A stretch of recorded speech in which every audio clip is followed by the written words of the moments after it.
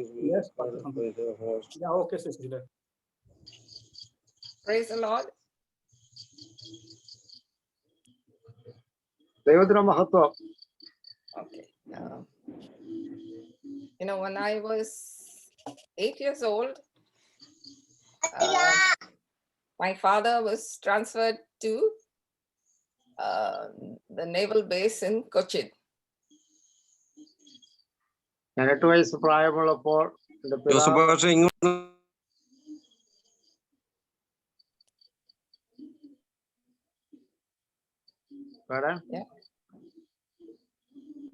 My father was transferred to the naval base in Cochin when I was 8 years old. I don't know who's translating for me. Is it Pastor Jose? No, Pastor Santosh is translating. Oh, okay. When I was 8 years old, I was in എനിക്ക് 8 വയസ്സ് Cochin. പ്രായമുള്ളപ്പോൾ എൻ്റെ പിതാവ് എനിക്ക് പരിഭാഷ ചെയ്യുകയുണ്ടായി കൊച്ചിയിൽ naval ബേസിൽ വെച്ച്. Okay. And so we lived for 1 year in a place called Tevra. If you know Ernakulam, Tevra Tevra. Junction. Thevara Ernakulam junction അവിടെ. And we lived for 5 years അവിടെ ഏതാണ്ട് 2 വർഷത്തോളം in Wellington Island, which is between Fort Cochin and Ernakulam. We lived there for 5 years. ഏതാണ്ട് 5 വർഷത്തോളം കൊച്ചി, തേവര, അതുപോലെ കൊച്ചിയിലുള്ള പല ഐലൻഡുകളിലും ഒക്കെ താമസിക്കുന്ന പതിവുണ്ടായി. And my parents attended a Malayalam church. എന്റെ മാതാപിതാക്കൾ അവര് മലയാളം സഭയിലാണ് ആരാധന കൂടിക്കൊണ്ടിരുന്നത്. At first, for 3 years, they were in the Brethren Assembly. 3 വർഷത്തോളം അവര് ബ്രദറൻ സഭ കൂട്ടായ്മയിലാണ് അവര് കൂടിക്കൊണ്ടിരുന്നത്. And then for the next 3 years, my father was stirred up to seek the baptism in the Holy Spirit. So we attended the Ceylon Pentecostal mission in Tevra. ഏതാണ്ട് 3 വർഷങ്ങൾക്ക് ശേഷം എന്റെ പിതാവ് പരിശുദ്ധാത്മാവിനാൽ നിറയപ്പെടുകയും പരിശുദ്ധാത്മാവിഷയ സ്നാനത്തിന്റെ അവസ്ഥയിൽ പിന്നീട് സിലോൺ പെന്തക്കോസ്റ്റ് മിഷനുമായി ചേർന്ന് പോകുന്ന അനുഭവമാണ് ഉണ്ടായിരുന്നത്. So that's my history of the Kerala churches. Of being with the Kerala churches. ഇതാണ് എന്റെ കേരളത്തിലുള്ള സഭയുമായിട്ടുള്ള ബന്ധം. And we used to, as children, we used to attend the CPM conventions, CPM tarrying meeting, and so I'm very familiar with all Kerala churches. Ceylon Pentecost സഭയിലുള്ള യുവജനങ്ങളുടെ പ്രാരംഭ പരിശോധനകളിലും അതുപോലെ മറ്റ് കൂട്ടായ്മകളിലൊക്കെ കുട്ടികൾ പങ്കെടുത്ത് സന്തോഷം പ്രാപിക്കുന്ന അനുഭവങ്ങളൊക്കെ ഉണ്ടായിട്ടുണ്ട്. അത് വലിയ അനുഗ്രഹമായിരുന്നു. So I understand Malayalam. I don't speak it very fluently. എനിക്ക് മലയാളം മനസ്സിലാക്കുവാൻ കഴിയും, പക്ഷേ നന്നായിട്ട് സംസാരിക്കാനുള്ള ബുദ്ധിമുട്ടുണ്ട്. So thank you very much for being willing to translate.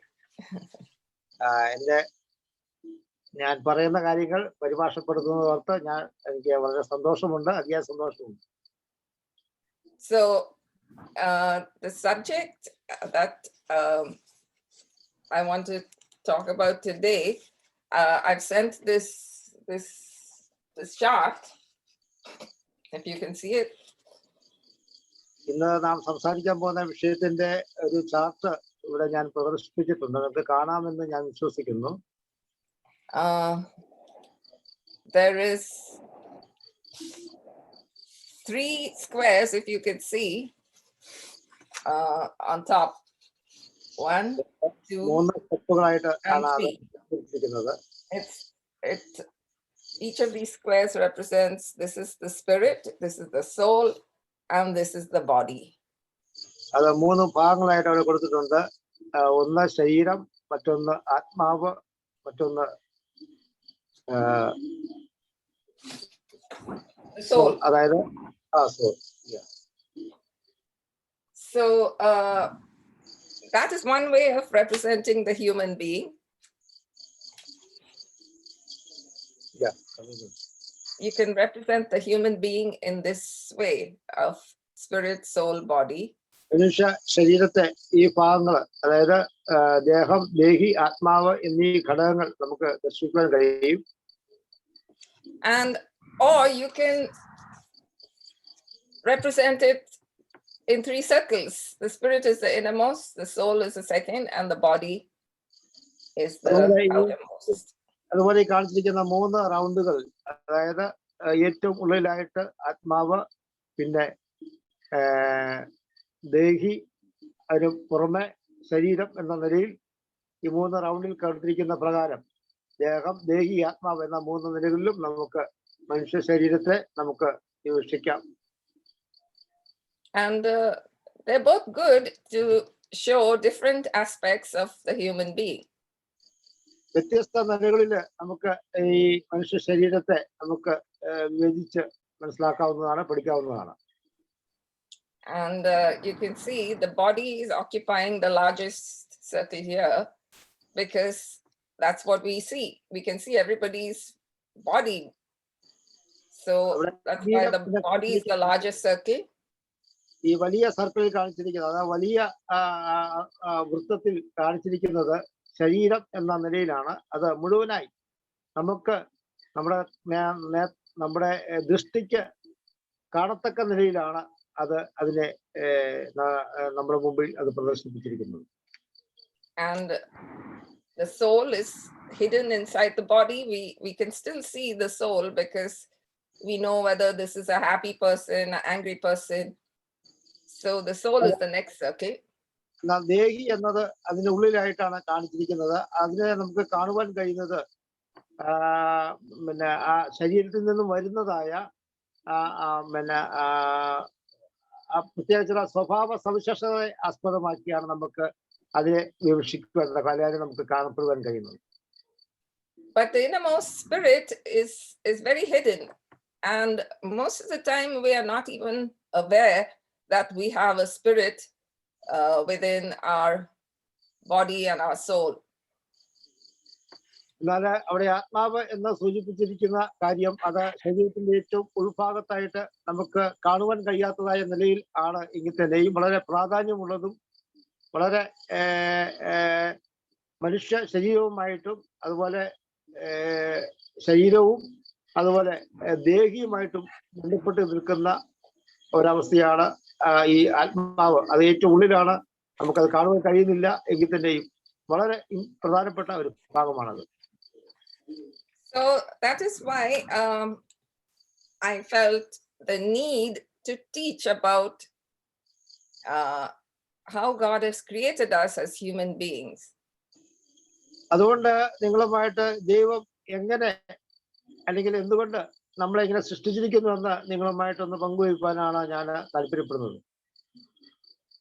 I'm also a medical doctor. ഞാൻ ഒരു മെഡിക്കൽ ഡോക്ടറാണ്. Usually a doctor spends 1 or 2 years studying all about the body and its function and all the bones and muscles and blood vessels and organs. 2 years are devoted to the study of the human body. Doctor എന്ന നിലയിൽ ഒരു മനുഷ്യ ശരീരത്തെ കുറഞ്ഞത് 2 വർഷമെങ്കിലും വളരെ നന്നായിട്ട് ശരീരത്തിലെ സകല പ്രവർത്തനങ്ങളും, ശരീരത്തിലെ പേശികള്, ഞരമ്പുകള്, അസ്ഥികള്, അതുപോലെ മറ്റ് അവയവങ്ങൾ, അവ തമ്മിലുള്ള പ്രവർത്തനങ്ങൾ, അവ തമ്മിലുള്ള ബന്ധം, ഇതൊക്കെ വളരെ ആഴമായി കുറഞ്ഞത് 2 വർഷമെങ്കിലും നന്നായിട്ട് പഠിക്കുന്ന ഒരു അവസ്ഥ എൻ്റെ ജീവിതത്തിൽ ഉണ്ടായിട്ടുണ്ട്. അല്ലെങ്കിൽ എല്ലാ ഡോക്ടർമാർക്കും അത് ഉള്ളതാണ്. ആ അനുഭവം, ആ ഒരു പഠനം നിർബന്ധമാണ്. And maybe we would have spent a few lectures on how the mind functions, psychology. Maybe a few lectures, not a whole year or a few months, just a few lectures on how the mind functions. എന്നാ ചില പിന്നെ അധ്യാപകര് lectures അവര് നമ്മുടെ മനസ്സ് എങ്ങനെ അല്ലെങ്കിൽ എങ്ങനെ ഫങ്ഷൻ അല്ലെങ്കിൽ എങ്ങനെ പ്രവർത്തിക്കുന്നു, നമ്മുടെ മനസ്സ് എങ്ങനെ പ്രവർത്തിക്കുന്നു എന്ന് പഠിപ്പിക്കുന്ന അനുഭവങ്ങൾ ഉണ്ട്. അത് സൈക്കോളജിക്കൽ ലെവലിലും നമ്മെ പഠിപ്പിക്കുന്നുണ്ട്.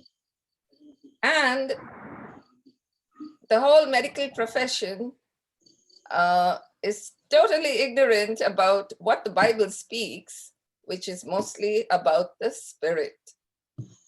എന്നാൽ മെഡിക്കൽ സയൻസ് ബൈബിളിലെ നമ്മൾ ബൈബിളിൽ പറഞ്ഞിരിക്കുന്നതായ ആത്മാവ് സംബന്ധിച്ചുള്ള വിഷയത്തെ അവരെ അജ്ഞരാണ്. മെഡിക്കൽ സയൻസ് അജ്ഞരാണ്. So because that is the way the world is functioning. You go to any college, you have so much of knowledge gained in your brain, but nobody tells you anything about how God made us, body, soul, and spirit. And that we have a spirit. നമ്മൾ ഏതൊക്കെ വിദ്യാഭ്യാസ മേഖലകളിൽ ഏതൊക്കെ കോളേജുകളിൽ പോയി പഠിച്ചാലും ഉന്നത വിദ്യാഭ്യാസം നേടിയാലും അവിടെയെല്ലാം നമ്മെ പഠിപ്പിക്കാത്തൊരു കാര്യം എങ്ങനെയാണ് നമ്മുടെ മനസ്സ് അല്ലെങ്കിൽ നമ്മുടെ ആത്മാവ് നമ്മിൽ പ്രവർത്തിക്കുന്നത്, അല്ലെങ്കിൽ ആത്മാവുണ്ട് അല്ലെങ്കിൽ ആത്മാവ് എങ്ങനെ പ്രവർത്തിക്കും എന്നതിനെ കുറിച്ച് എങ്ങും ഒരു വിദ്യാഭ്യാസ സ്ഥാപനത്തിൽ നിന്നും നമുക്ക് പഠിപ്പിക്കാത്ത ഒരു വിഷയമാണ്. So today, in this bigger diagram, we have a lot of information, but we cannot cover it all in one hour. ഇവിടെ തന്നിരിക്കുന്ന ഈ ഡയഗ്രത്തില് ചില വിവരങ്ങൾ തന്നിട്ടുണ്ട്. അത് 1 മണിക്കൂർ കൊണ്ട് മുഴുവൻ വിവരിക്കാൻ തന്നെ കഴിയുന്നില്ല. എന്നാൽ എല്ലാം വളരെ പ്രാധാന്യം അർഹിക്കുന്ന വിഷയങ്ങളാണ്. So today we will only start with how God created us in the beginning as male and female. ഇന്ന് രാത്രിയില് ദൈവം എങ്ങനെ അല്ലെങ്കിൽ നമ്മളെ സൃഷ്ടിച്ചു, ആണും പെണ്ണുമായി എങ്ങനെ സൃഷ്ടിച്ചു എന്നതിനെ കുറിച്ച് ചില കാര്യങ്ങൾ പങ്കുവയ്ക്കാനാണ് താല്പര്യപ്പെടുന്നത്. And the next session we will do what Jesus accomplished on the cross, which is in the top part of this diagram. ഇതിന്റെ അടുത്ത ഭാഗത്ത് ഡയഗ്രത്തിൽ തന്നിരിക്കുന്ന പോലെ കർത്താവായ യേശുക്രിസ്തു എങ്ങനെ ആണ് ദൈവത്തിന്റെ ഹിതം തന്നെ നിറവേറിയത് എന്നതിനെ കുറിച്ചും ചർച്ച ചെയ്യുന്നതാണ്. And the third session we will do how the Holy Spirit takes what Jesus did and brings it into our body, so our spirit, soul, and body. കർത്താവായ യേശുക്രിസ്തുവിലൂടെ ദൈവം നിറവേറ്റിയതായ കാര്യങ്ങൾ പരിശുദ്ധാത്മാവ് എങ്ങനെയാണ് ഒരു മനുഷ്യന്റെ ജീവിതത്തിൽ, അവന്റെ ശരീരത്തിൽ, അവന്റെ ആത്മാവിൽ, അതുപോലെ അവന്റെ ദേഹി, ആത്മാവ് എന്നീ 3 ഘടകങ്ങൾ എങ്ങനെയാണ് പ്രവർത്തിക്കുന്നത് എന്നതിനെ കുറിച്ചും നമുക്ക് അതിന്റെ 3ാമത്തെ സെഷനിൽ നാം ചിന്തിക്കുന്നതാണ്. And the last session, which we will be covering along with all this teaching, how we respond to the work of the Holy Spirit. അവസാനമായിട്ട് നമുക്ക് ഇത് പഠിച്ച ശേഷം അവസാനമായി നാം ചിന്തിക്കുന്നത് എങ്ങനെ നാം ഇതിന്റെ പ്രതികരണം നമ്മിൽ നിന്ന് എങ്ങനെ ഉണ്ടായിരിക്കണം എന്നതിനെ കുറിച്ചാണ് നാം ചർച്ച ചെയ്യുന്നത്. So today we will see how God created us as body, soul, and spirit, starting with Genesis chapter 1. പുസ്തകം 1-ാം അധ്യായത്തിൽ നാം കാണുന്ന പോലെ എങ്ങനെയാണ് ദൈവം നമ്മെ ദേഹം, ദേഹി, ആത്മാവോട് കൂടെ സൃഷ്ടിച്ചു എന്നതിനെ കുറിച്ചാണ് നമ്മൾ കാണുവാൻ കഴിയുന്നത്.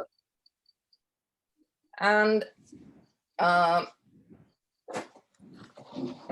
the famous Genesis chapter 1, in the beginning, God created the heavens and the earth. പുസ്തകം 1-ാം അധ്യായം 1-ാം വാക്യം നാം വായിക്കുന്ന പ്രകാരമാണ് ആദിയിൽ ദൈവം ആകാശവും ഭൂമിയും സൃഷ്ടിച്ചു എന്നാണ്. And in Hebrew, the word Elohim, which is the word for God in Genesis 1:1, is not a singular word, it's a plural word. Elohim.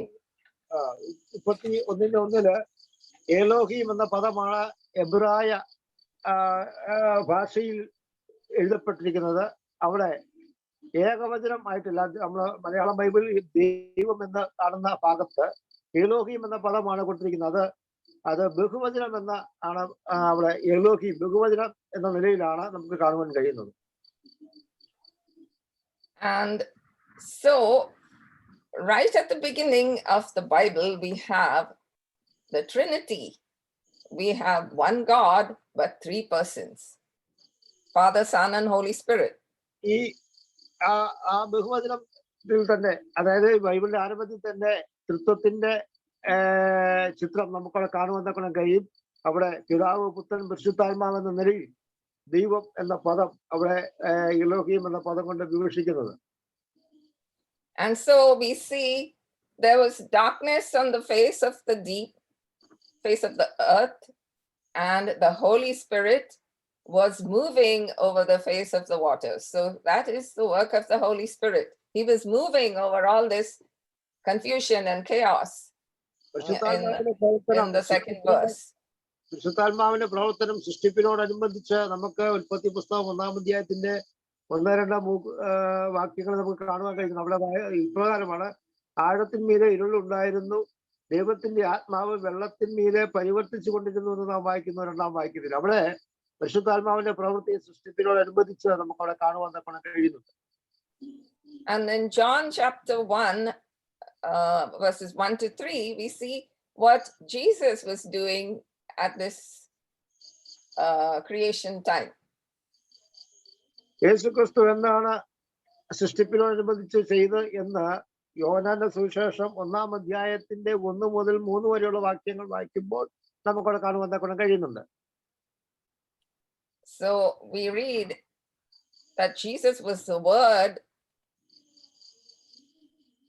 Yeah, continue. And the Word was the one who created the whole world, and nothing else was created without the Word.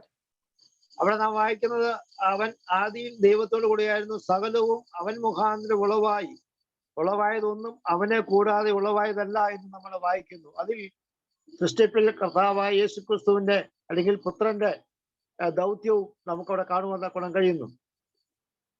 So it was the Father's plan, but it was carried out with the help of the Holy Spirit through the Word, who created, by speaking all those words, who created the whole world. Please continue once again. The creation was the Father's plan. Yeah. The ones who carried it out were the Holy Spirit and Jesus the Son. ഇത് പിതാവായ ദൈവത്തിന്റെ മുൻനിർണയപ്രകാരമുള്ള ഒരു പദ്ധതിയാണ് ഈ സൃഷ്ടിപ്പ് എന്ന് നമുക്ക് കാണുവാൻ കഴിയും. അതിൽ പിതാവായ ദൈവത്തോടൊപ്പം പുത്രന്റെയും പരിശുദ്ധാത്മാവിന്റെ പ്രവർത്തനം നമുക്ക് കാണുവാൻ കഴിയും. So that's why it says in the beginning, God, plural, created the heavens and the earth. അപ്പൊ ഈ 3 വ്യക്തിത്വങ്ങളുടെ ചേർന്നുള്ള എലോഹീം എന്ന പദത്തിൽ നമുക്ക് ആദിയിൽ ദൈവം ആകാശഭൂമി സൃഷ്ടിച്ചു എന്നുള്ള ആ വാക്യത്തിൽ ഈ 3 വ്യക്തിത്വങ്ങളും നമുക്ക് അവിടെ ദർശിക്കുവാൻ കഴിയുന്നുണ്ട്. So this unity of the Trinity is very important to keep in our mind as we go on into the creation of man. ഈ 3 വ്യക്തിത്വങ്ങളും ചേർന്ന് ഒന്നായിരിക്കുന്ന അവസ്ഥ സൃഷ്ടിപ്പിനോടനുബന്ധിച്ച് ഉള്ള പോലെ തന്നെ സൃഷ്ടിപ്പിനുള്ള ബന്ധത്തിൽ, മനുഷ്യനെ സൃഷ്ടിച്ചതിനുള്ള ബന്ധത്തിലും നമുക്ക് അത് ദർശിക്കുവാൻ കഴിയും. So in verse 26, we can read that in Malayalam. 26-ാം വാക്യം, ഉൽപ്പത്തി പുസ്തകം 1-ാം അധ്യായം 26-ാം വാക്യത്തിൽ നാം വായിക്കുന്നത്: അനന്തരം ദൈവം നാം നമ്മുടെ സ്വരൂപത്തിൽ നമ്മുടെ സാദൃശ്യപ്രകാരം മനുഷ്യനെ ഉണ്ടാക്കുക, അവർ സമുദ്രത്തിലുള്ള മത്സ്യത്തിന്മേലും ആകാശത്തിലുള്ള പർവ്വജാതിന്മേലും മൃഗങ്ങളിന്മേലും സർവ്വഭൂമിന്മേലും ഭൂമിയിൽ എരിയുന്ന എല്ലാ ഇഴജാതിന്മേലും വാഴട്ടെ എന്ന് കൽപ്പിച്ചു. So once again, it's the plural. In English, it says, "Let us make man in our image." Again, there are 2 plural words. English Bible കുറച്ചുകൂടെ വ്യക്തമായിട്ട് നമുക്ക് കാണുവാൻ നാം നമ്മുടെ സ്വരൂപത്തിൽ എന്ന പദം അവിടെ ബഹുവചന രൂപേണ കാണുവാൻ തക്കോണം കഴിയുന്നുണ്ട്. And the word for creation, which is used from the very first Genesis 1:1, is in Hebrew, it is bara. സൃഷ്ടിക്കുക എന്നുള്ള പദം അത് നാം ഉൽപ്പത്തിയിൽ കാണുന്നത് ബാറ എന്ന എബ്രായ പദമാണ് നമുക്കവിടെ കാണുവാൻ തക്കോണം കഴിയുന്നത്. So bara in Hebrew means to create out of nothing. ബാറ എന്ന പദം കൊണ്ട് അർത്ഥമാക്കുന്നത് ഒന്നുമില്ലായ്മയിൽ നിന്ന് സൃഷ്ടിക്കുക, ഔട്ട് ഓഫ് നത്തിങ്, ഒന്നുമില്ലായ്മയിൽ നിന്ന് ഉളവാക്കുക എന്ന അർത്ഥമാണ് ബാറ എന്ന പദം കൊണ്ട് വിവക്ഷിക്കുന്നത്. And then we go on to verse 27. We can read verse 27. 27-ാം വാക്യത്തിലേക്ക് നാം വരുമ്പോൾ കാണുന്നത് ഇപ്രകാരമാണ്: ഇങ്ങനെ ദൈവം തന്റെ സ്വരൂപത്തിൽ മനുഷ്യനെ സൃഷ്ടിച്ചു, ദൈവത്തിന്റെ സ്വരൂപത്തിൽ അവനെ സൃഷ്ടിച്ചു, ആണും പെണ്ണുമായി അവരെ സൃഷ്ടിച്ചു. So it's repeated 2 times. Once it says God created man in his own image, and then it says he created male and female in his image. നമുക്കവിടെ ആവർത്തിച്ച് കാണുവാൻ തക്കൊണ്ട് കഴിയുന്ന ഒരു ഭാഗമുണ്ട്. ദൈവം തന്റെ സ്വരൂപത്തിൽ മനുഷ്യനെ സൃഷ്ടിച്ചു, അതിനുശേഷം നാം കാണുന്നത് ആണും പെണ്ണുമായി അവരെ സൃഷ്ടിച്ചു എന്നാണ്. അങ്ങനെ ആവർത്തിച്ച് സൃഷ്ടിപ്പിനുള്ള ബന്ധത്തിലുള്ള പദം നമുക്കവിടെ കാണുന്നുണ്ട്. So here also you have, okay, he created man, he created all mankind. That is one. അവൻ മനുഷ്യനെ സൃഷ്ടിച്ചു, അത് സകല മനുഷ്യരെയും ആ ഒന്നിൽ നിന്നാണ് ഒഴിവാക്കുന്നത് നമുക്ക് കാണുവാൻ കഴിയുന്നു. And then he created male and female, that is 2. അവിടെ വീണ്ടും നാം വായിക്കുന്ന അവൻ ആണും പെണ്ണുമായി സൃഷ്ടിച്ചു. അവിടെ 2 വ്യക്തികളെയാണ് നമുക്ക് കാണുവാൻ കഴിയുന്നത്. ഒന്ന് ആണ്, മറ്റൊന്ന് പെണ്ണ്. So you have the Trinity, one God, 3 persons, and you have in that unity, it's reflected in the creation of man as one. ഈ 3 വ്യക്തിത്വങ്ങളോട് കൂടിയ ഏകത്വം ദൈവത്തിൽ ദർശിക്കുന്നത് പോലെ ഇവിടെ ആണും പെണ്ണുമായി സൃഷ്ടിച്ചു, അതുപോലെ മനുഷ്യനെ സൃഷ്ടിച്ചു. ഈ കാര്യങ്ങൾ നാം വളരെ വ്യക്തമായി പഠിക്കുമ്പോൾ അവിടെയും ആ സൃഷ്ടിപ്പിനോടനുബന്ധത്തിൽ അല്ലെങ്കിൽ സൃഷ്ടിപ്പിനോടുള്ള ബന്ധത്തിൽ ഈ തൃത്വത്തിന്റെ സംയുക്ത ഏകത്വം നമുക്കവിടെ ദർശിക്കുവാൻ തക്കൊണ്ട് കഴിയുന്നുണ്ട്. And so in this unity of creating man, there are actually 2 things. There's male as well as female. ഇവിടെ ആണും പെണ്ണുമായി സൃഷ്ടിച്ചു എന്ന് നമ്മവിടെ വായിക്കുന്നുണ്ടല്ലോ, അത് വളരെ വ്യക്തമായി നമ്മെ ഓർപ്പിക്കുന്ന ഒരു കാര്യം. And then in verse 28 it says, be fruitful and multiply and fill the earth and subdue it. അവിടെ നിങ്ങൾ സന്താനപുഷ്ടിയുള്ളവരായി പെരുകി ഭൂമിയിൽ നിറഞ്ഞ് അതിനെ അടക്കി സമുദ്രത്തിലെ മത്സ്യത്തിന്മേലും ആകാശത്തിലെ പർവ്വജാതിന്മേലും സകല ഭൂചര ജന്തുവിന്മേലും വാഴുവിനെന്ന് അവരോട് കൽപ്പിക്കുന്ന ഭാഗമാണ് നമ്മളവിടെ 28-ാം വാക്യത്തിൽ വായിക്കുന്നത്. And once again, the same thing in 26 is repeated: have dominion and subdue everything, all the fish of the sea and the birds and every living thing. ഇത് തന്നെ 26-ാമത്തെ വാക്യത്തിൽ നാം അവിടെ ആവർത്തിച്ച് കാണുന്നുണ്ട്. അവർ സമുദ്രത്തിലുള്ള മത്സ്യത്തിന്മേലും ആകാശത്തിലുള്ള പർവ്വജാതിന്മേലും മൃഗങ്ങളിന്മേലും സർവ്വഭൂമിന്മേലും ഭൂമിയിൽ ഇഴയുന്ന എല്ലാ ഇഴജാതിന്മേലും വാഴട്ടെ എന്ന് കൽപ്പിക്കുന്ന ഭാഗം നമ്മവിടെ കാണുന്നുണ്ട്. And so God, who was up till this point without the world, he was from eternity, he existed. Before the world was created, he existed, right? We know that. God was there from eternity. അതായത് ഈ സൃഷ്ടിപ്പിന് മുമ്പും വലിയവനായ ദൈവം അവൻ നിത്യതയിൽ നിത്യനായ ദൈവമാണ് എന്ന് നമുക്ക് മനസ്സിലാക്കാൻ തക്കണം കഴിയുന്നു. And here he's not happy with just male and female. He says he wants male and female to be fruitful and multiply. ഇവിടെ ആണും പെണ്ണുമായി അവർ സൃഷ്ടിച്ചതിന് ശേഷം അവര് ഈ ഭൂമിയിൽ വാഴുവാൻ എന്നാണ് അവരോട് കൽപ്പിക്കുന്നത്. സന്താനപുഷ്ടിയുള്ളവരായി സകലത്തിന്മേലും അടക്കി വാഴുവിൻ എന്നാണ് അവരോട് പറയുന്നത്. And in the New Testament, in the book of Hebrews, chapter 2, verse 10, the writer says he wanted to bring many sons to glory. നാം എബ്രായ ലേഖനത്തിലേക്ക് വരുമ്പോൾ അവിടെ 2-ാം അധ്യായം 10-ാം വാക്യത്തില് ഒരു വാക്യം ഇങ്ങനെ വായിക്കുന്നുണ്ട്. അത് വളരെ ചിന്തനീയം, നമുക്ക് സുപരിചിതമായ ഒരു ഭാഗമാണ് അവിടെ വായിക്കുന്നത്. അവിടെ അനേകം, ഇങ്ങനെയാണ് നാം വായിക്കുന്നത്: സകലത്തിന് ലാക്കും സകലത്തിന് കാരണഭൂതനുമായവൻ അനേകം പുത്രന്മാരെ തേജസ്സിലേക്ക് നടത്തുമ്പോൾ അവരുടെ രക്ഷാനായകന് എന്നൊരു ഭാഗം നാം വായിക്കുന്നത്. അനേകം പുത്രന്മാരെ തേജസ്സിലേക്ക് നടത്തുന്ന ഒരു അനുഭവം അവിടെ നാം വായിക്കുന്നുണ്ട്.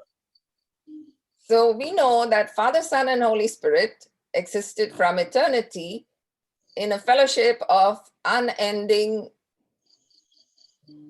love without beginning. That relationship had no beginning, and it was a relationship of love.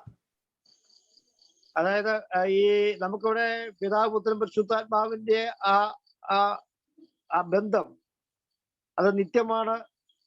അതുപോലെ ആ നിത്യ സ്നേഹബന്ധമാണ് നമുക്കവിടെ കാണുവാൻ കഴിയുന്നത്. അത് നിത്യത മുതൽ നിത്യത വരെയുമുള്ള ഒരു ബന്ധത്തെയാണ് നമുക്ക് കാണുവാൻ കഴിയുന്നത്. And the same love which existed between all of them was wanting to share that love with not just the few angels or whatever. He wanted many sons to enjoy that relationship and live in that love relationship with him. ആ നിത്യതയിലുണ്ടായിരുന്ന ആ ബന്ധം തന്റെ സൃഷ്ടിപ്പിലൂടെ അല്ലെങ്കിൽ അനേകം പുത്രന്മാരെ തനിക്കായി ലഭിക്കുന്നതിലൂടെ ആ സ്നേഹബന്ധം പകരുന്നത് നമുക്ക് കാണുവാൻ കഴിയുന്നുണ്ട്. And how he achieves that love relationship with many sons is the story of the Bible, and it's the story of what all we are going to see in this chart. തിരുവചനമുടനീളം നാം പഠിക്കുമ്പോൾ ഈ സ്നേഹം എങ്ങനെയാണ് ദൈവം അത് achieve ചെയ്തിരിക്കുന്നത് എന്ന് നമുക്ക് മനസ്സിലാക്കുവാൻ കഴിയും. മാത്രമല്ല, ഇവിടെ തന്നിരിക്കുന്ന ചാർട്ട് നാം ഒന്ന് ഓടിച്ചു നോക്കുമ്പോൾ ദൈവത്തിന്റെ സ്നേഹം, പിതൃപുത്ര പരിശുദ്ധാത്മാവിന്റെ പ്രവർത്തനം എപ്രകാരമായിരിക്കുന്നുവോ അത് എങ്ങനെയാണ് മനുഷ്യപുത്രന്മാരിലൂടെ തന്റെ പ്രവർത്തനങ്ങൾ എന്ന് ഈ ചാർട്ടിൽ നമുക്ക് വളരെ വ്യക്തമായി കാണുവാൻ കഴിയുന്നുണ്ട്. And in order to do that, he had to go through the cross. I mean, without the cross, you cannot bring many sons to glory. So it needed the cross. ഈ ഒരു സ്നേഹബന്ധത്തിലേക്ക് കൊണ്ടുവരുന്നതിന് വേണ്ടി പുത്രന് ഈ ക്രൂശ് മരണത്തിന്റെ അവസ്ഥയിലൂടെ കടന്നു പോകേണ്ടതായിട്ടുണ്ട്. അങ്ങനെ അത് നമുക്ക് കാണുവാൻ കഴിയുന്നുണ്ട്. And today we are all Gentiles, right? We are not Jewish people. We are all Gentiles. നാം എല്ലാവരും ജാതികളാണെന്ന് നമുക്ക് എല്ലാവർക്കും അറിയാം. And so we are talking about Jesus, the cross, becoming the sons of God. How are we able to do that? It was a mystery, and that mystery was revealed to Paul in Ephesians chapter 3, verses 1 to 6. നാം ജാതികളാണെന്നും അതുപോലെ ഈ ദൈവമക്കൾ എന്ന പദവിയിലേക്ക് കൊണ്ടുവരുവാൻ ഈ മർമ്മം എങ്ങനെ നമുക്ക് വെളിപ്പെട്ടുവെന്നും അപ്പോസ്തലനായ പൗലോസിലൂടെ പരിശുദ്ധാത്മാവ് നമുക്ക് വെളിപ്പെടുത്തി തന്നിട്ടുണ്ട്. And so he says it's a mystery. It was something that the Old Testament did not know about it, but in the New Testament, through the Holy Spirit, God revealed it to the Apostle Paul, and he is writing about it in Ephesians chapter 3, verses 1 to 6. ഈ മർമ്മം എങ്ങനെ നമുക്ക് വെളിപ്പെടുത്തി തന്നിരിക്കുന്നുവെന്ന് പരിശുദ്ധാത്മാവ് അപ്പോസ്തലനായ പൗലൂസിലൂടെ എഫേസ്യർക്ക് എഴുതിയ ലേഖനം 3-ാം അധ്യായത്തിൽ അത് വളരെ വ്യക്തമായി നമ്മൾ ഓർപ്പിക്കുന്നുണ്ട്. If you have time, you can, if you got the passage, can you read that 1-6? Chapter 3. Yes. എഫേസ്യ ലേഖനം 3-ാം അധ്യായം അതിന്റെ 1 മുതൽ 6 വരെയുള്ള വാക്യങ്ങളിൽ ഈ മർമ്മം എങ്ങനെയാണ് വെളിപ്പെടുത്തിയിരിക്കുന്നത് എന്ന് പൗലൂസിന് പരിശുദ്ധാത്മാവ് വെളിപ്പെടുത്തി കൊടുത്ത കാര്യം രേഖപ്പെടുത്തിയിട്ടുണ്ട്. നിങ്ങൾക്ക് വേണ്ടി ഞാനൊന്ന് വായിക്കാം. അത് നിമിത്തം പൗലൂസ് എന്ന ഞാൻ ജാതികളായ നിങ്ങൾക്ക് വേണ്ടി ക്രിസ്തുയേശുവിന്റെ ബദ്ധനായിരിക്കുന്നു. നിങ്ങൾക്കായി എനിക്ക് ലഭിച്ച ദൈവകൃപയുടെ വ്യവസ്ഥയെക്കുറിച്ച് ഞാൻ മീതെ ചുരുക്കത്തിൽ എഴുതിയതുപോലെ വെളിപ്പാടിനാൽ എനിക്ക് ഒരു മർമ്മം അറിയുവായി വന്നു എന്ന് നിങ്ങൾ കേട്ടിട്ടുണ്ടല്ലോ. നിങ്ങൾ അത് വായിച്ചാൽ ക്രിസ്തുവിനെ സംബന്ധിച്ചുള്ള മർമ്മത്തിൽ എനിക്കുള്ള ബോധം നിങ്ങൾക്ക് ഗ്രഹിക്കാം. ആ മർമ്മം ഇപ്പോൾ അവന്റെ വിശുദ്ധ അപ്പോസ്തലന്മാർക്കും പ്രവാചകന്മാർക്കും ആത്മാവിനാൽ വെളിപ്പെട്ടതുപോലെ പൂർവ്വകാലങ്ങളിൽ മനുഷ്യർക്ക് അറിവായി വന്നിരുന്നില്ല. ജാതികൾ സുവിശേഷത്താൽ ക്രിസ്തുയേശുവിൽ കൂട്ടവകാശികളും ഏക ശരീരസ്ഥരും വാഗ്ദത്തത്തിൽ പങ്കാളികളും ആകണം എന്നുള്ളത് തന്നെ. So when were we in the mind of God, in the plan of God? Right from Genesis chapter 1, when he wanted to create not just one couple, but many. When they multiplied, they would be many. And we were also in the plan of God right from Genesis chapter 1. ദൈവത്തിന്റെ പദ്ധതി കേവലം ഒരു രണ്ടുപേരെ മാത്രം ഇവിടെ സൃഷ്ടിച്ച് ആണും പെണ്ണുമായി സൃഷ്ടിച്ചു എന്നത് മാത്രമല്ല, മറിച്ച് അതിലൂടെ അനേകരെ ദൈവത്തിന് പുത്രന്മാരെ ലഭിക്കുവാൻ ആണ് ആ ഒരു ഹിതമാണ് തനിക്കുണ്ടായിരുന്നതെന്ന് ഈ സൃഷ്ടിപ്പിലൂടെ നമുക്ക് വെളിവായി വരികയാണ്. So we were in the mind of God right from creation, but it was a mystery. It was not revealed till Jesus died and rose again, and then that mystery was made known to Paul. ഇത് ആ മർമ്മം അല്ലെങ്കിൽ ആ ദൈവത്തിന്റെ ഹിതം കർത്താവായ യേശു ക്രിസ്തുവിലൂടെ നിറവേറപ്പെട്ടില്ലായിരുന്നുവെങ്കിൽ പൗലൂസിന് ഈ ഒരു ദർശനം ലഭിക്കുകയില്ലായിരുന്നു. മറിച്ച് കർത്താവ് തന്റെ ജീവിതത്തിൽ ആ ദൈവത്തിന്റെ ഹിതം അത് നിവർത്തിപ്പാൻ ഇടയായതുകൊണ്ട് പൗലൂസിലൂടെ ആ മർമ്മം നമുക്ക് വെളിവാക്കി തന്നിരിക്കുകയാണ്.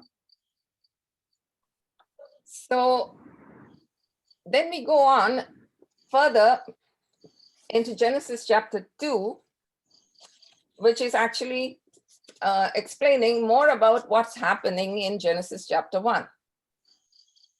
1-ാം അധ്യായത്തിൽ എന്താണ് സംഭവിച്ചിരിക്കുന്നതെന്ന് കുറെ കൂടെ വ്യക്തമായി 2-ാം അധ്യായം ഉൽപ്പത്തി പുസ്തകം 2-ാം അധ്യായത്തിൽ നമുക്ക് കുറെ കൂടെ വ്യക്തമായി കാണുവാൻ നമുക്ക് കഴിയുന്നുണ്ട്.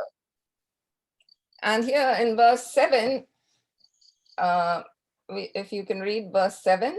2-ാം അധ്യായം 7-ാം വാക്യത്തിൽ യഹോവയെ ദൈവം നിലത്തെ പൊടി കൊണ്ട് മനുഷ്യനെ നിർമ്മിച്ചിട്ട് അവന്റെ മൂക്കിൽ ജീവശ്വാസം ഊതി മനുഷ്യൻ ജീവനുള്ള ദേഹിയായി തീർന്നു. So here the word is God formed man of the dust from the ground. ഇവിടെ കാണുന്നത് ഇങ്ങനെയാണ്, നിലത്തെ പൊടി കൊണ്ട് മനുഷ്യനെ നിർമ്മിച്ചു എന്നാണ് നമ്മൾ വായിക്കുന്നത്. The word formed is a different Hebrew word. It is yatsar. അവിടെ മനുഷ്യനെ നിർമ്മിച്ചു എന്നുള്ള വാക്യം ഫോം ചെയ്തു അല്ലെങ്കിൽ നിർമ്മിച്ചു എന്ന വാക്കില് ഹീബ്രുവിൽ കൊടുത്തിരിക്കുന്നത് പദം, അതിന്റെ അർത്ഥം ഒരു ഫോം ആക്കി എന്നുള്ള ഒരു പദമാണ് നമ്മൾ കാണുന്നത്. And the word in Hebrew is yatsar. യാത്സാർ എന്ന പദമാണ് എബ്രായ പദത്തിൽ നമുക്ക് കാണാൻ കഴിയുന്നത്. Yatsar is to make something out of something else. അതിന്റെ അർത്ഥം എന്തെങ്കിലും ഒരു വസ്തുവിൽ നിന്ന് ഒന്നിനെ ഉണ്ടാക്കുക എന്ന അർത്ഥമാണ്. In Genesis 1, God created the whole world out of nothing. എന്നാൽ 1-ാം അധ്യായത്തിലേക്ക് വായിക്കുന്നത് അവിടെ സൃഷ്ടിച്ചു എന്ന പദം ഔട്ട് ഓഫ് നത്തിങ്, അതായത് ഒന്നുമില്ലായ്മയിൽ നിന്ന് സൃഷ്ടിച്ചു എന്നാണ്. എന്നാൽ ഇവിടെ കാണുന്നത് ഒരു വസ്തുവിൽ നിന്ന് മറ്റൊന്നിനുണ്ടാക്കി എന്ന പദമാണ്. So we can guess from this that there was something in our makeup which was created out of nothing. അതായത് ഇവിടെ ഈ രണ്ട് പദങ്ങൾ നാം താരതമ്യം ചെയ്ത് പഠിക്കുമ്പോൾ ഇവിടെ ഒന്ന് ഒരു വസ്തുവിൽ നിന്ന് മറ്റൊന്നിനെ ഉണ്ടാക്കി, മറ്റത് ഒന്നുമില്ലായ്മയിൽ നിന്നും സൃഷ്ടിച്ചു. And the part that was created out of nothing is our human spirit. അപ്പൊ ഒന്നുമില്ലായ്മയിൽ നിന്നും സൃഷ്ടിച്ചത് അത് നമ്മുടെ ആത്മാവ്. And the part that is created from the dust is our body. ഒന്നിൽ നിന്ന് ഫോം ചെയ്തെടുത്തത്, ഒരു വസ്തുവിൽ നിന്ന് മറ്റൊരു വസ്തു ഉണ്ടാക്കിയെടുത്തത്, അത് നമ്മുടെ ശരീരമാണെന്ന് നമുക്ക് മനസ്സിലാക്കാൻ കഴിയും. And it says God breathed into his nostrils the breath of life, and man became a living being or a living soul. അവന്റെ മനുഷ്യനെ നിർമ്മിക്കുക മാത്രമല്ല, അവന്റെ മൂക്കിൽ ജീവശ്വാസം ഊതി മനുഷ്യൻ ജീവനുള്ള ദേഹിയായി തീർന്നു എന്നാണ് നമുക്ക് കാണുവാൻ കഴിയുന്നത്. So the word for soul is nephesh. So it either means a living being or a living soul. Nephesh is the word for that. അവിടെ നാം വായിക്കുന്നത് അവന്റെ മൂക്കിൽ ജീവശ്വാസം ഊതി അവൻ ജീവനുള്ള ദേഹിയായി മാറിയെന്നാണ്. So now we know that man has the spirit created out of nothing and the body created out of the dust. നമുക്കറിയാം, നാം മനസ്സിലാക്കിയതുപോലെ ഒന്നുമില്ലായ്മയിൽ നിന്ന് ദൈവം സൃഷ്ടിച്ചു. നിലത്തെ പൊടി കൊണ്ട് നമ്മെ സൃഷ്ടിച്ചു, അത് നമ്മുടെ ശരീരമാണ്. ഒന്നുമില്ലായ്മയിൽ നിന്ന് നമുക്ക് നമ്മെ സൃഷ്ടിച്ച ആ സൃഷ്ടിപ്പ് എന്ന് പറയുന്നത് നമ്മുടെ ആത്മാവാണ്. And God breathed into man's nostrils, it says, the breath of life. അവന്റെ മൂക്കിൽ ജീവശ്വാസം ഊതി അവൻ ജീവനുള്ള ദേഹിയായി മാറി എന്ന് നമ്മൾ വായിക്കുന്നു. Now, the way we imagine it is God is doing mouth-to-mouth resuscitation. നമ്മളവിടെ ഒരു പക്ഷെ നമുക്കുണ്ടാകുന്ന ചിന്ത, അവന് മൂക്കിലൂടെ മൂക്കും നമ്മൾ ചേർത്ത് വെച്ച് അങ്ങനെ ചെയ്ത ഒരു അനുഭവത്തെ ആയിരിക്കാം നമുക്കൊരു പക്ഷെ വിവക്ഷിക്കുന്നത്. We may have seen somebody is drowning and they're not breathing. So you put your mouth onto their mouth and you blow, and then they start breathing again. ചിലര് ബോധമില്ലാതെ ചിലപ്പോൾ ശ്വാസം നിന്നു പോകുന്ന അവസ്ഥയില് നമ്മള് കൃത്രിമ ശ്വാസം കൊടുക്കുന്നത് പോലെയുള്ള ഒരു അനുഭവം, അതാണ് നമ്മുടെ മനസ്സിലേക്ക് പെട്ടെന്ന് ഓടി വരുന്ന ചിത്രം. But this is not mouth-to-mouth resuscitation. ഇത് അങ്ങനെയുള്ള ഒരു അനുഭവത്തെ അല്ല ഇവിടെ ഈ അവന്റെ മൂക്കിൽ ജീവശ്വാസം ഊതി എന്ന പദം കൊണ്ട് വീക്ഷിക്കുന്നത്. This is the creation of man. ഇത് മനുഷ്യന്റെ സൃഷ്ടിപ്പുമായിട്ട് ബന്ധപ്പെട്ട കാര്യമാണ്. And the breath of God is always linked to the Spirit of God. മനുഷ്യന്റെ സൃഷ്ടിപ്പുമായുള്ള ബന്ധത്തിൽ ദൈവം അവനെ സൃഷ്ടിച്ചപ്പോൾ അവന് ജീവൻ നൽകി കൊടുക്കുന്ന അനുഭവത്തെയാണ് നമ്മൾ വായിക്കുന്നത്. അവൻ ജീവനുള്ള ദേഹിയായി മാറി. The breath of God. അതായത് ദൈവത്തിന്റെ ശ്വാസം. Into his nostrils the breath of life. That is God's breath came into man. ആണ് അവന് നൽകി കൊടുക്കുവാൻ ഇടയായിത്തീർന്നു. And we read in Job chapter 32 verse 8. യോബിന്റെ പുസ്തകത്തിലേക്ക് വരുമ്പോൾ അവിടെ 32-ാം അധ്യായത്തിൽ ഒരു വാക്യം അവിടെ വായിക്കുന്നുണ്ട്. Can you read that please? 32 verse 8. 32-ാം അധ്യായത്തിന്റെ 8-ാമത്തെ വാക്യത്തിൽ നാം വായിക്കുന്ന പ്രകാരമാണ്, എന്നാൽ മനുഷ്യരിൽ ആത്മാവുണ്ടല്ലോ, സർവശക്തന്റെ ശ്വാസം അവർക്ക് വിവേകം നൽകുന്നു എന്നാണ് നാം വായിക്കുന്നത്. So this is comparing or saying that the spirit in the man is the breath of the Almighty. അതായത് നമ്മളോട് വായിക്കുന്നത് മൂക്കിൽ ജീവശ്വാസം ഊതി എന്ന് വായിക്കുന്നത് നമുക്ക് അർത്ഥമാക്കാൻ കഴിയുന്നത് സർവശക്തന്റെ ശ്വാസം അവന് നൽകിയെന്നാണ്. So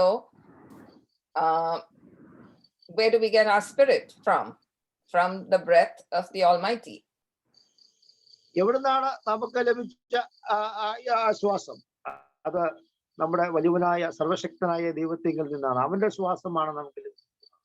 And in John chapter 20, verses 19 to 22, we read something more about the breath of God. This is the breath of Jesus.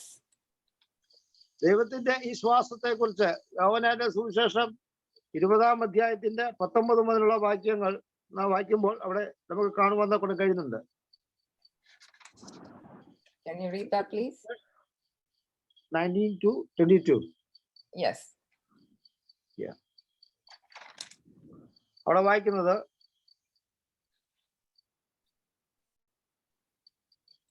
ആഴ്ചവട്ടത്തിന് 1-ാം നാൾ ആയ ആ ദിവസം നേരെ വൈകിയപ്പോൾ ശിഷ്യന്മാർ ഇരുന്ന സ്ഥലത്ത് യഹൂദന്മാരെ പേടിച്ച് വാതിലടച്ചിരിക്കെ യേശു വന്ന നടുവിൽ നിന്നുകൊണ്ട് നിങ്ങൾക്ക് സമാധാനം എന്ന് അവരോട് പറഞ്ഞു. ഇത് പറഞ്ഞിട്ട് അവൻ കയ്യും വിലാപ്പുറവും അവരെ കാണിച്ചു. കർത്താവിനെ കണ്ടിട്ട് ശിഷ്യന്മാർ സന്തോഷിച്ചു. യേശു പിന്നെയും അവരോട് നിങ്ങൾക്ക് സമാധാനം, പിതാവ് എന്നെ അയച്ചതുപോലെ ഞാനും നിങ്ങളെ അയക്കുന്നു എന്ന് പറഞ്ഞു.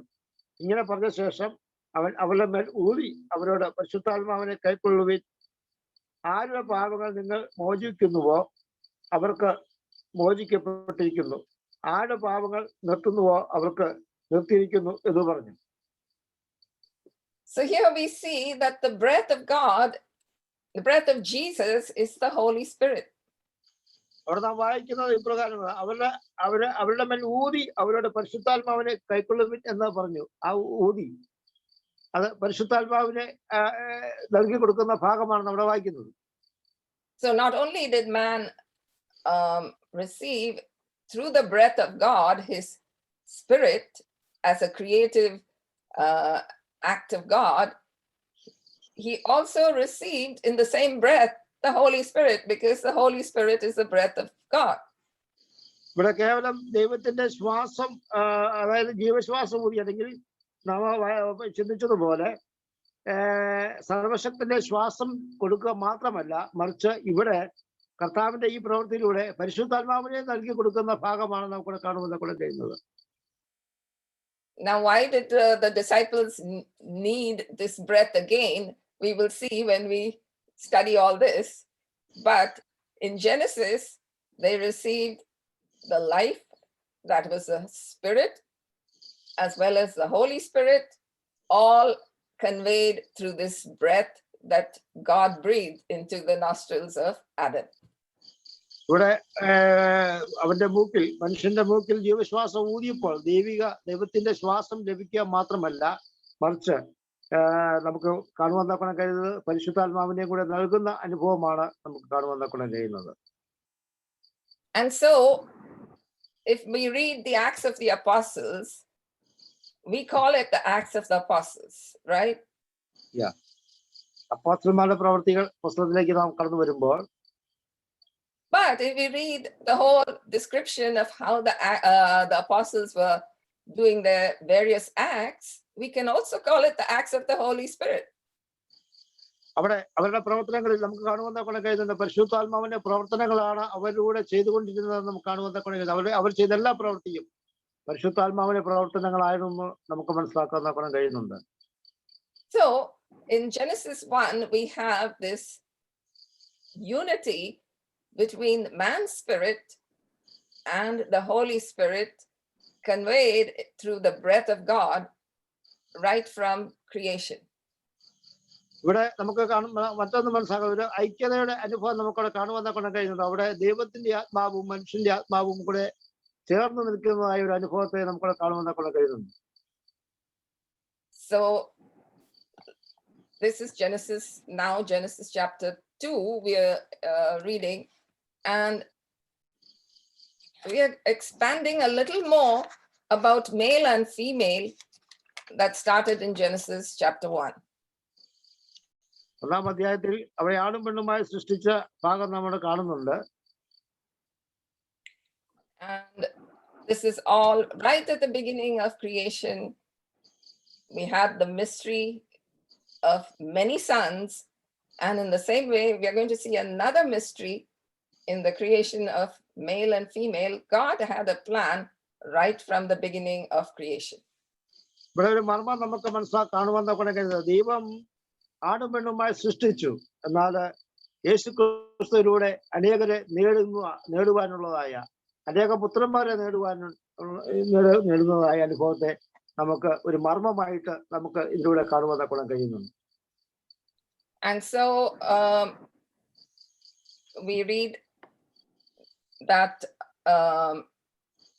man was created on the 6th day in Genesis chapter 1, right? ഒന്നാം അധ്യായത്തിൽ നാം 6ാമത്തെ ദിവസമാണ് മനുഷ്യനെ സൃഷ്ടിച്ചതെന്ന് നമുക്ക് കാണുവാൻ കഴിയുന്നു. And there's a lot of argument.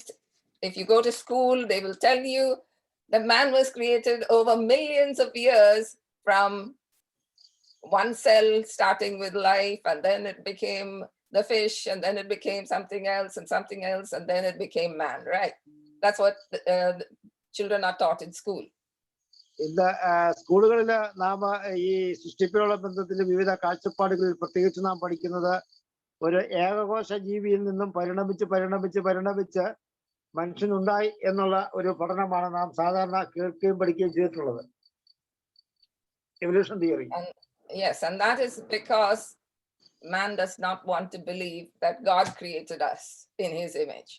ഇങ്ങനെ ഒരു പഠിപ്പിക്കൽ ഉയർന്നു വരുന്നത് നിമിത്തമായി ദൈവത്തിന്റെ സാദൃശ്യത്തിലും സ്വരൂപത്തിലും ദൈവം മനുഷ്യനെ സൃഷ്ടിച്ചു എന്നുള്ള വിശ്വാസം മനുഷ്യന് നഷ്ടപ്പെടുന്ന അനുഭവമാണ് നമുക്ക് കാണുവാൻ കഴിയുന്നത്. And a little bit when we read Genesis chapter 1, we read there was evening and morning, day 1, evening and morning, day 2, day 3, day 4, and then we come to day 6, and God rested on the 7th day. ഈ പ്രതിപസം 1-ാം അധ്യായത്തിന്റെ 1 മുതലുള്ള ഭാഗങ്ങൾ നാം വായിക്കുമ്പോൾ സൃഷ്ടിപ്പിനോടനുബന്ധിച്ച് 1-ാം ദിവസം 2-ാം ദിവസം ഇങ്ങനെ ചെയ്ത് ഓരോ ദിവസം കഴിഞ്ഞ് 6 ദിവസത്തെ സൃഷ്ടിക്ക് ശേഷം 7-ാം ദിവസം ദൈവം സ്വസ്ഥമായിരുന്നു എന്ന് നമ്മൾ കാണുന്നു. And this day could not be our day of 24 hours because the sun is created only on the 4th day. ഇവിടെ 4-ാമത്തെ ദിവസമാണ് സൂര്യനെ സൃഷ്ടിക്കുന്നത് നമുക്ക് കാണുവാൻ കഴിയുന്നുണ്ട്. That's in verse 16 of chapter 1. 1-ന്റെ 16-ാം വാക്യം.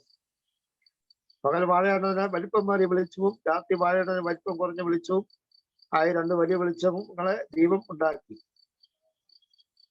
And then verse 17.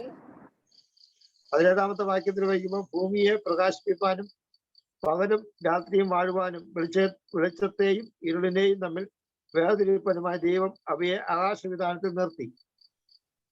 So evening and morning and 24 hours came only on the 4th day of creation. ഈ 24 മണിക്കൂർ അടങ്ങുന്ന ഈ പകലും രാത്രിയും തമ്മിലുള്ളതായ ആ സൃഷ്ടിപ്പ് ഏതാണ്ട് 4-ാമത്തെ ദിവസമാണെന്ന് നമുക്ക് കാണുവാൻ കഴിയുന്നു.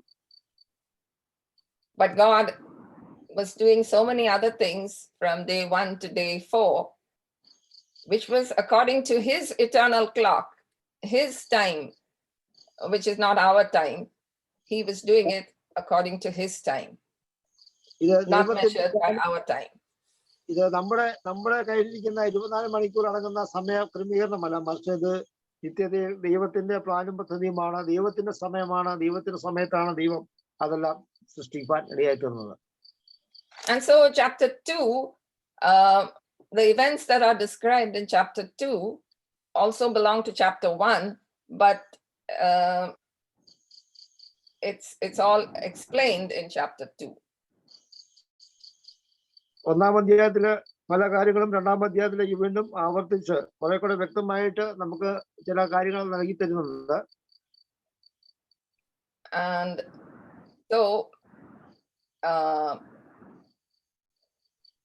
the creation of Eve, it's described in chapter 1. God made them male and female, but then the explanation is coming in chapter 2. നാം വായിക്കുന്നു. 2-ാം അധ്യായത്തിലേക്ക് വരുമ്പോൾ കുറെ കൂടെ വ്യക്തത ചില കാര്യങ്ങൾ നമുക്ക് അതിൽ കാണുവാൻ കഴിയുന്നുണ്ട്. And so there's a kind of process that God takes Adam through before creating Eve. ഈ ഹൗവയെ സൃഷ്ടിക്കുന്നതിന് മുമ്പ് ചില പ്രോസസ്സ് ആദമിൽ ദൈവം പ്രവർത്തിക്കുന്നതായി കാണുവാൻ കൊണ്ട് കഴിയുന്നു. He has to name all the animals one by one. അവര് എല്ലാ പക്ഷിമൃഗാദികൾക്കും പേര് ഇടുന്ന അനുഭവം നാം കാണുന്നുണ്ട്. And then he could not find a helper out of all these animals. ഈ മൃഗങ്ങളെല്ലാം കണ്ട ശേഷം തനിക്ക് താൻ ഏകനായിരിക്കുന്ന അനുഭവമാണ് നമ്മൾ കാണുന്നത്.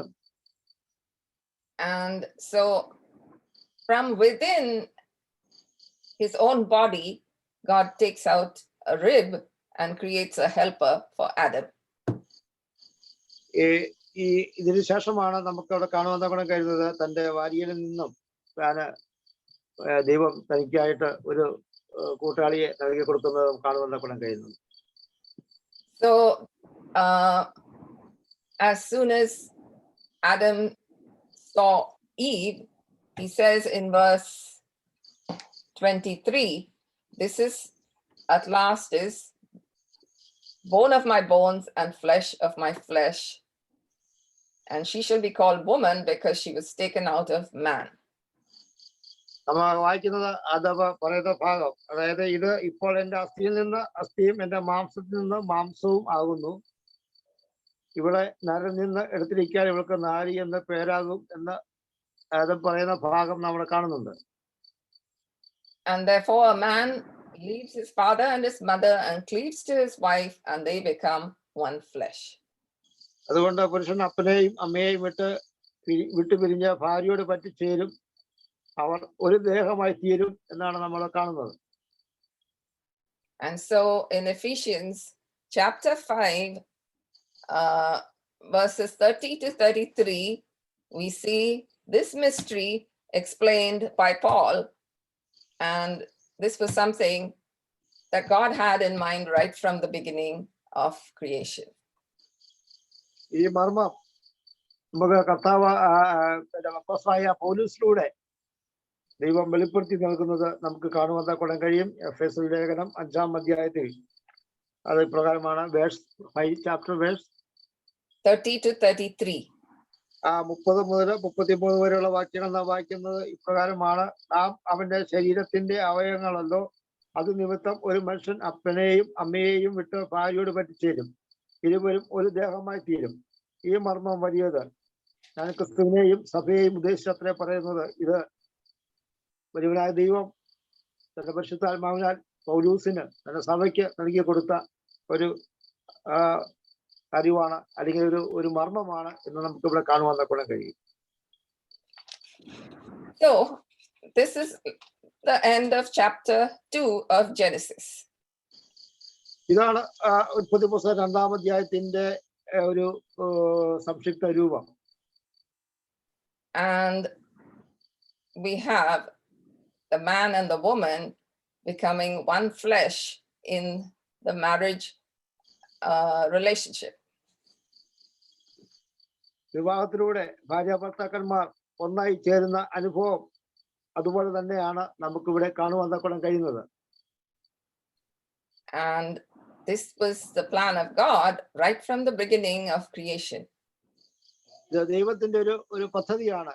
അതായത് ദൈവം ആണും പെണ്ണുമായി സൃഷ്ടിച്ചു. അവർ ഒരു ദേഹമായി അസ്ഥിയിൽ നിന്ന് എടുത്ത അവസ്ഥയിൽ അവർ ഒരു ദേഹമായി തീർന്ന അതേ അനുഭവമാണ് ഇവിടെ പൗലൂസിലൂടെയും ക്രിസ്തു സഭയും തമ്മിലുള്ള ബന്ധത്തെ നമുക്ക് വെളിപ്പെടുത്തി തന്നിരിക്കുന്നത്. So that's the beginning of the Bible. ഇതാണ് ബൈബിളിന്റെ ആരംഭം നമുക്ക് കാണുവാൻ കഴിയുന്നത്. And what do we see in the end of the Bible, Revelations chapter 21 and 22, the last 2 chapters of the Bible? ബൈബിളിന്റെ അവസാനത്തെ 2 അധ്യായങ്ങൾ, അതായത് വെളിപ്പാട് പുസ്തകം 21-22 അധ്യായങ്ങൾ നമ്മൾ കാണുമ്പോൾ so we see that Jesus has found his bride, and the bride is all of us who are his church. അവിടെ കർത്താവ് തന്റെ മണവാട്ടിയെ കണ്ടെത്തുന്നു, അല്ലെങ്കിൽ മണവാട്ടിയുമായി ചേർന്നിരിക്കുന്നതായ അനുഭവം നമ്മൾ കാണുവാൻ കഴിയുന്നത് അത് മറ്റാരുമല്ല, നാം ഓരോരുത്തരുമാണ്, അല്ലെങ്കിൽ അവന്റെ സഭയാകുന്ന നാം ഓരോരുത്തരുമാണ് അവന്റെ മണവാട്ടി. And so everything in between Revelation and Genesis is how God plans to fulfill the bride for his son Jesus. ഉൽപ്പത്തി പുസ്തകത്തിനും വെളിപ്പാട് പുസ്തകത്തിനും ഇടയ്ക്കായി നാം കാണുന്ന അനേക കാര്യങ്ങൾ എന്നുപയോഗിച്ചാൽ ദൈവം തന്റെ സഭയെ, അല്ലെങ്കിൽ ക്രിസ്തുവാകുന്ന മണവാളന് വേണ്ടി മണവാട്ടിയെ എങ്ങനെ ഒരുക്കുന്നു, എങ്ങനെ കരുതുന്നു എന്നുള്ള കാര്യങ്ങളാണ് നമുക്ക് കാണുവാൻ കഴിയുന്നത്. So let us keep that in mind as we study more about why the cross had to come and why Jesus had to suffer and all that. It was for this great purpose that God had planned right from the beginning of creation. He wanted many sons. He wanted a bride for his son. ഈ കാര്യം നാം മനസ്സിലാക്കിയിരിക്കണം, ദൈവത്തിന്റെ പദ്ധതി എന്താണെന്ന്. അതായത് സൃഷ്ടിപ്പ് മുതൽ ദൈവത്തിന്റെ പദ്ധതി എന്താണെന്ന്. ആണുപെണ്ണുമായി സൃഷ്ടിച്ചു, അവർ സന്താനപുഷ്ടിയുള്ളവരായി പെരുകി വാഴേണ്ടതിനെ സൃഷ്ടിച്ചുവെങ്കിൽ പിതാവായ ദൈവം തന്റെ പുത്രനാകുന്ന ക്രിസ്തുവിലൂടെ അനേകരെ തനിക്കായി വേദനിപ്പാൻ, അനേകരെ നേടുവാൻ, അല്ലെങ്കിൽ തന്റെ മണവാട്ടിയാകുന്ന സഭയെ ഒരുക്കുവാൻ അവന്റെ പ്ലാനും പദ്ധതിയും എന്താണെന്ന് ഈ നാളിൽ നാം തിരിച്ചറിഞ്ഞുകൊണ്ട് അവന് വേണ്ടി നിലനിൽക്കുവാൻ നാം ഇടയായിത്തീരാണ്. So it's amazing that God created the whole world, which is so full of all these stars and galaxies. And even the psalmist says, when I look at the heaven and the moon and the stars which you have created, what is man that you are mindful of him? In Psalm chapter 8. നാം ഈ കാര്യങ്ങളെല്ലാം ചിന്തിക്കുമ്പോൾ ദൈവത്തിന്റെ സൃഷ്ടിപ്പ് പുസ്തകം മുതൽ ഉള്ള കാര്യങ്ങൾ നാം ചിന്തിക്കുമ്പോൾ അനേക ആത്മീക സത്യങ്ങൾ നാം മനസ്സിലാക്കേണ്ടതായിട്ടുണ്ട്. 8-ാം സംഗീതത്തെ വായിക്കുന്നത് പോലെ മനുഷ്യപുത്രനെ സന്ദർശിക്കേണ്ടതിന് അവനെന്ത് മാത്രം എന്ന് നമ്മൾ വായിക്കുന്നു. അതുകൊണ്ട് അത് മറ്റൊരു ഓർക്കേണ്ടതിന് മനുഷ്യപുത്രനെ സന്ദർശിക്കേണ്ടതിന് അവൻ എന്തുമാത്രം എന്ന് നാം വായിക്കുന്ന പ്രകാരം, അപ്പൊ ദൈവത്തിന്റെ പ്രവൃത്തി, അല്ലെങ്കിൽ അവന്റെ അത്ഭുതം, അവന്റെ സൃഷ്ടിപ്പ്, അവന്റെ പദ്ധതി എന്താണെന്ന് ഇന്ന് നാം തിരിച്ചറിയേണ്ടിയിരിക്കുന്നു. So there's only one explanation why God should do all this. ദൈവം എന്താണ് ഈ കാര്യങ്ങളൊക്കെ ചെയ്തിരിക്കുന്നത് എന്ന് നമുക്ക് ഒന്ന് വിവരിക്കുവാൻ ഇടയായി തീർന്നാൽ എന്തായിരിക്കും? It is the love between Father, Son, and Holy Spirit, and the relationship of love that causes them to want to share it with many more people. ദൈവം തന്റെ സ്നേഹത്തെയാണ് കാണിക്കുന്നത്. പിതൃപുത്ര പരിശുദ്ധാത്മാവിന്റെ ബന്ധം, ആ ത്രിയേക ബന്ധം, ആ സ്നേഹബന്ധം, അത് നമ്മിലൂടെ, ക്രിസ്തുവിലൂടെ നമ്മിലൂടെ അത് പ്രദർശിപ്പിച്ചിരിക്കുകയാണ്. അത് നാം മനസ്സിലാക്കേണ്ടിയിരിക്കുന്നു. And the union that he wants to establish with his church is so close, and the closest in earthly terms is the relationship between the one flesh relationship of husband and wife. ഇതുപോലെ തന്നെ നമ്മുടെ പ്രവർത്തനങ്ങളിൽ നാം സഭ സ്ഥാപിക്കുമ്പോൾ, ഒരു വ്യക്തിയെ നാം നേടുമ്പോൾ, ഭാര്യ ഭർത്താക്കന്മാർ തമ്മിൽ ഒരു ദേഹമായിരിക്കുന്നത് പോലെ നമ്മുടെ സഹവിശ്വാസികളുമായിട്ട് നമ്മുടെ മനസ്സ്, നമ്മുടെ ആത്മാവ് ഒന്നായി ചേർന്ന് ഇരിക്കേണ്ടതായ ഒരു അനുഭവമാണ് ഈ നാളിൽ നമുക്ക് ഉണ്ടാകേണ്ടത്. So next week we will see why the cross had to come. We will study a little more. That is also an expression of the love of God, but we have to see the cross as God's love. And that we will study from next week onwards. അടുത്ത ആഴ്ച നമുക്ക് ക്രിസ്തുവിന്റെ സ്നേഹത്തെ കുറിച്ച്, ദൈവസ്നേഹം ക്രിസ്തുവിലൂടെ ആ ക്രൂശുമരണത്തിലൂടെ എങ്ങനെ പ്രദർശിപ്പിച്ചു എന്നും കൂടുതൽ കാര്യങ്ങൾ നമുക്ക് അടുത്ത ആഴ്ച ചിന്തിക്കാവുന്നതാണ്. Thank you. Thank you so much. Um,